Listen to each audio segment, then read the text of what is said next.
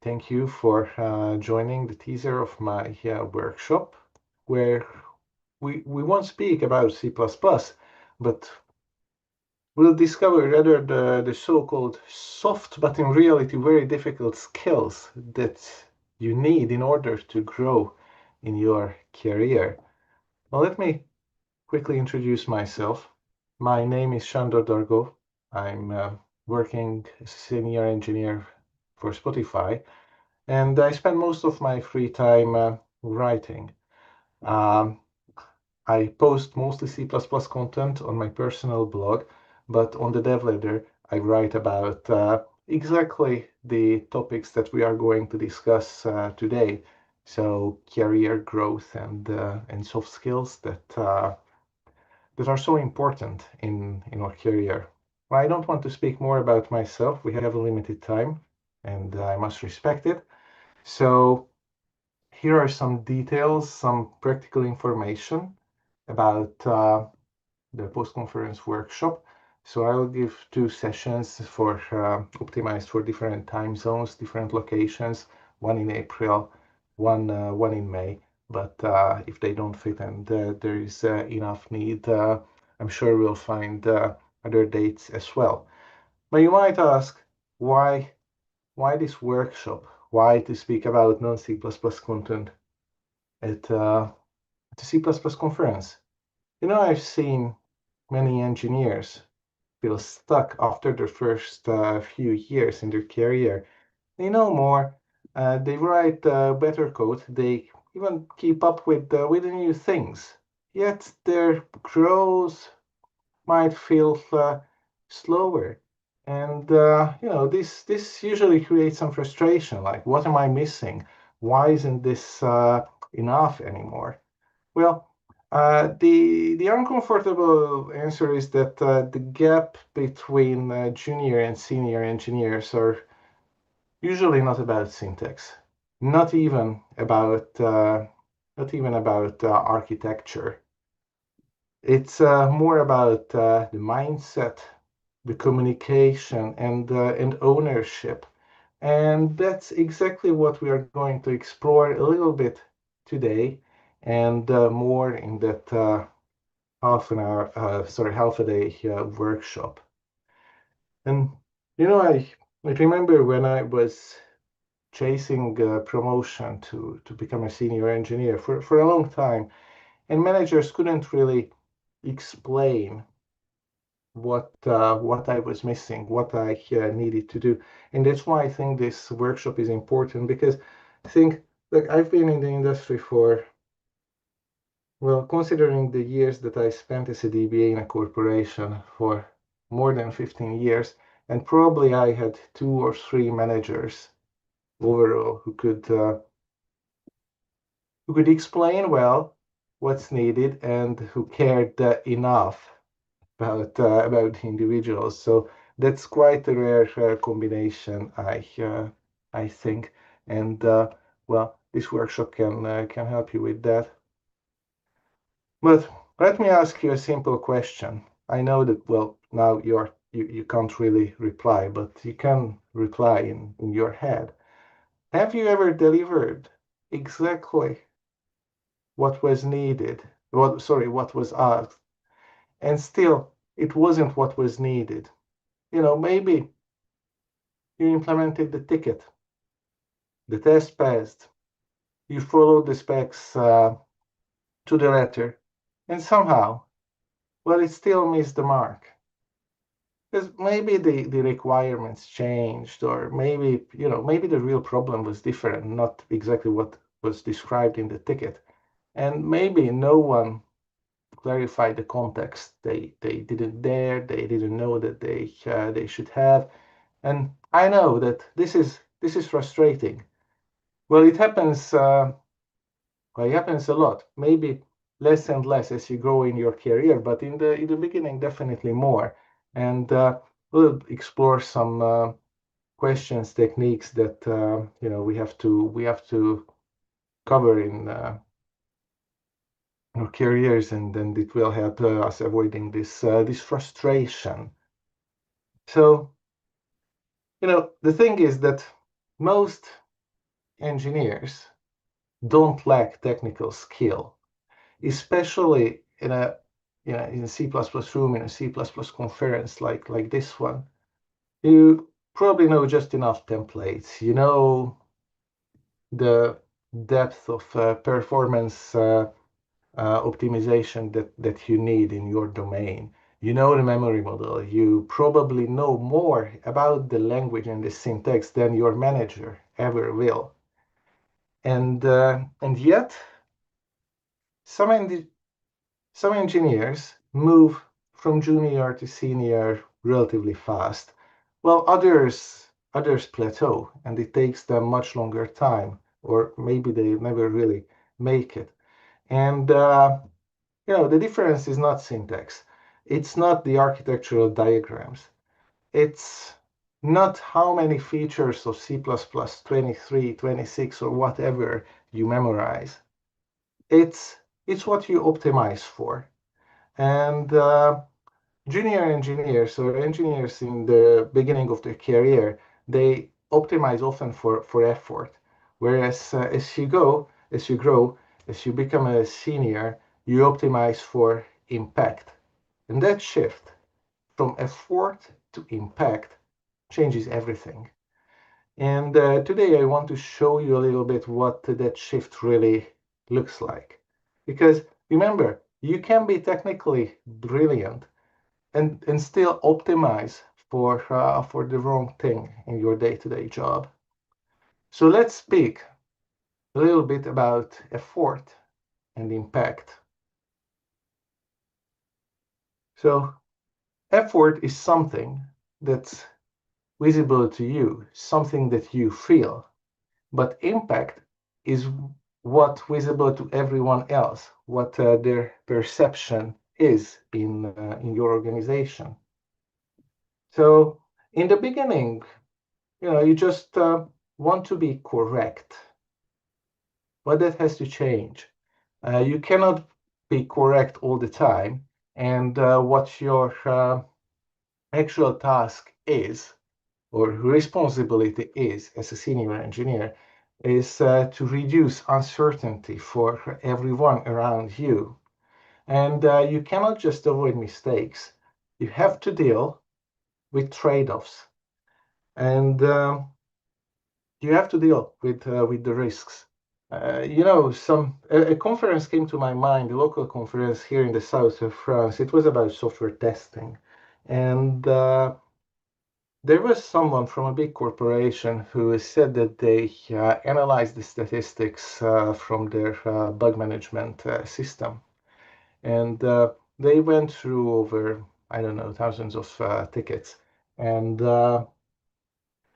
they realized that most bugs, well, more bugs were coming by senior engineers than by junior ones. And it's not because senior engineers were reckless or they were not as good as managers and others thought they were. No, it was they were taking on the more risky tasks, which is normal. And they took the risks, they tried to manage the risks, but it leads to errors. So at one point you have to give up that, oh, I must be correct. I cannot be correct all the time. And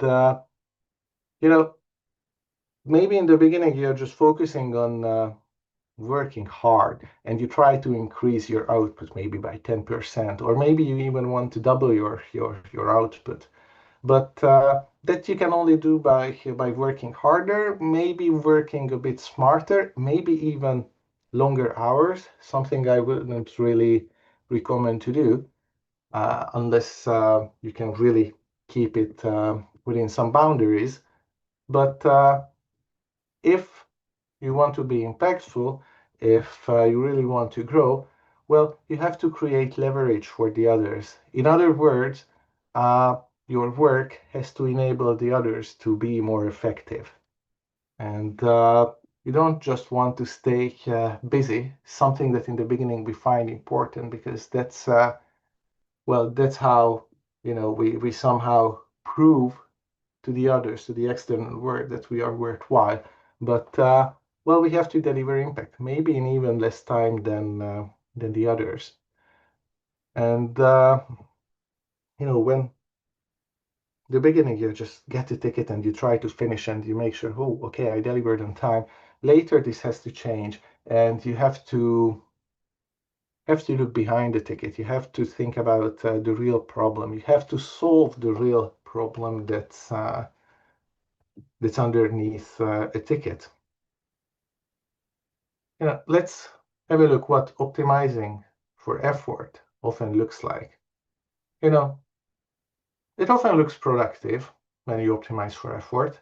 It feels sophisticated, but it's often not so impactful. So what do I think about? I think about complex template abstractions that maybe nobody understands in the team, or it's very difficult to understand, or just refactoring everything because the existing solution is so ugly, or using a new language feature without adding clear value to your business case. And this elegance is satisfying, but it's not really valuable. Impact is valuable, and as a senior, you have to optimize more for the outcome, and you care less about the elegance.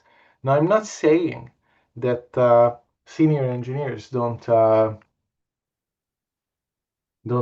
ship elegant solutions, but that elegance is only the byproduct, and that's not what really makes you happy and important.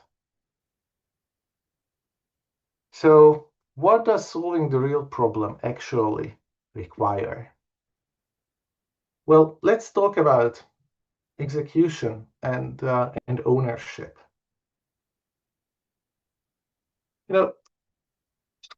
Public school trained us for execution. We have to follow instructions, we have to show effort and produce output and avoid mistakes, otherwise we got punished.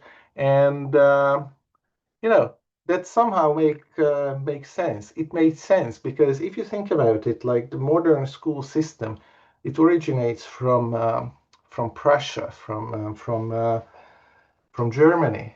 I think from around the 1860s, 70s maybe, or maybe a bit earlier. And they had a specific goal. They wanted to basically to produce people who can work reliably, well in a factory. You have to follow the instructions, you have to produce output, and you have to avoid mistakes because otherwise what you produce is unusable. But we are not factory workers. Well, at least I hope that our craft requires a bit more creativity. And in fact, our industry rewards something else, and something else than execution. And that something else is ownership. So my advice, if I gave you one piece of advice, it would be, be like a few-year-old kid whose soul hasn't been crushed by the school yet, and just ask why before the how, because that's almost always more important. Let me give you a simple example. I remember that one of my previous jobs, we got a task from a very good product owner. I think he was indeed good. Said that, okay, there's this feature. I don't remember what the feature was, but you have to make it configurable via a database. Okay, well, you need a database table. That's what it is. What would most less experienced engineers do? Well, they would create that new table, add plenty of code, and make that work, what the product owner asked for. But as a senior, you better ask some questions. First of all, why? Why do we need especially this type of configurability? Why now? And actually, how fast updates are expected? How often would that database table would be used, or will it be actually used? And maybe can we iterate? So in practice, this what happened? So we asked these questions, and it turned out that well, he thought that that's a good idea because that's very flexible. Didn't really know uh, how fast updates should be or how often would that be used. And actually, we could convince the product owner to give an iterative solution. So what did it look like? First, okay, just to put you in context, this was quite a few years ago, and deploying code to production took about 2 weeks. So he said, okay, we can ship something very fast. We create a small interface. Really, just think about the class where you say that we have a function called read configuration or something, and we hard coded the value behind. We shipped it to production, and in the meanwhile, we started to work on a better solution, a more configurable one. We said, okay, we can provide very easily a solution where you can make this feature configurable through environment variables. You cannot update it in that environment. You couldn't update it as fast as a database table, but it's better than shipping a new version with hard-coded values to production. So that was the second iteration. And the third iteration would have been creating the database table, which took longer time, and we needed to go through more painful processes. And well, guess what? How fast updates were needed? Well, in the end, it was not used at all. Not the configurability, but even the feature, because the client made up their mind. So why? Keep asking the why, because tickets are interpretations. They are the best interpretations of usually the product owner, from the product owner, of some problems. But the reality is, are the problems. And if you don't clarify the problem, you might end up building the wrong solution. Maybe you do that perfectly, but you still deliver the wrong solution. So what ownership actually looks like? It's about managing risks. Many engineers strive very hard not to be wrong. And that sounds responsible, not to be wrong. But it's not really ownership. Because avoiding being wrong usually means, staying quiet, following the ticket to the letter, and hoping that, well, nothing will break. And that protects your ego. But ownership is different. It's about managing the risk. Because as a senior engineer, you don't try to look right. You try to make the system safe. And that means that you surface misaligned expectations early. It means that you ask, are we sure about the timeline? Or you will point out some misaligned expectations. You will point out hidden stakeholders even before they would show up. And it means that saying that, there's a trade-off here. Which one actually do we want? And you initiate some discussions where you might be wrong, but you engage with others, and you make sure that others express their ideas. Because, well, at the end, avoiding mistakes protects you. but managing the risks, it will protect the team, and that's what is important. Ownership is not about certainty and knowing what you do. It's more about visibility, not your visibility, but the visibility of all these that I was talking about. And when you raise the risks early on, you reduce the uncertainty for everyone else around you. And as I mentioned earlier, that's what senior engineers actually do by uncovering all these communication gaps. So, as I just said, senior engineers reduce uncertainty because that's what it comes down to. And not by knowing everything, not by being the smartest person in the room, but by making things clearer to everyone else around you. You communicate early instead of waiting. You ask better questions instead of just making silent assumptions. You clarify what actually success would look like, and you try to make trade-offs visible instead of pretending that there is no trade-off there. And when something is ambiguous, you don't hide it. You shrink the ambiguity. When something is risky, you don't ignore the risk. You surface it. You point it out. And when something is unclear, you clarify. And that's what builds trust. That's what creates autonomy. And that's what makes managers relaxed when you are on the project.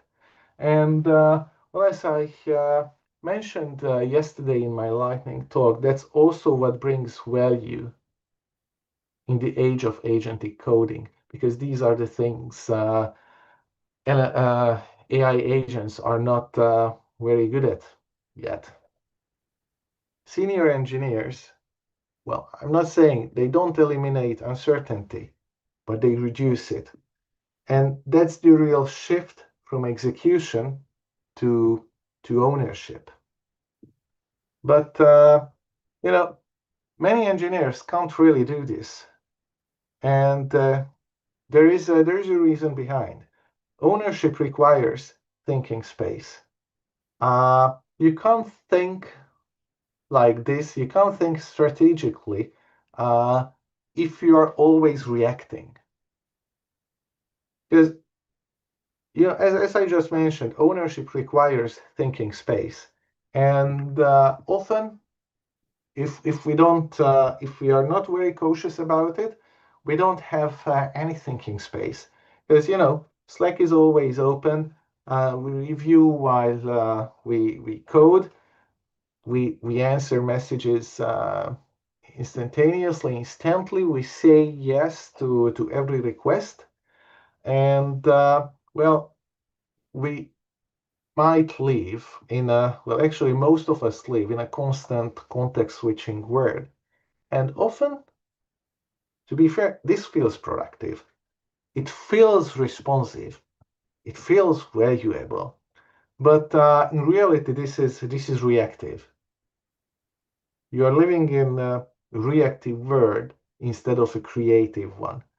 You cannot manage risks. You cannot think in systems. You cannot clarify ambiguity because your brain is constantly interrupted.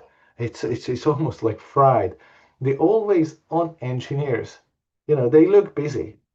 But if you want to be an impactful engineer, you must protect your focus. And because deep thinking is is not accidental. It requires boundaries. And if you don't protect your attention very aggressively, you will optimize for responsiveness, and that will not help you in the long run.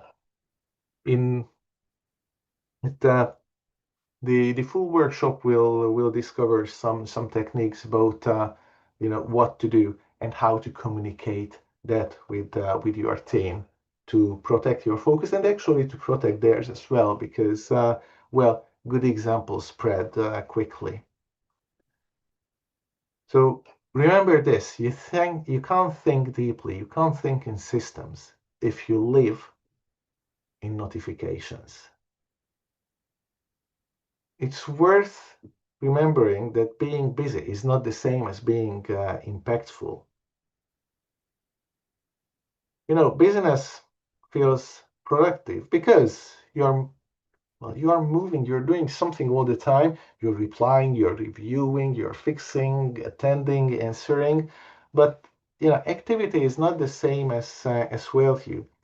And as a junior, you often measure your worth by how hard you work.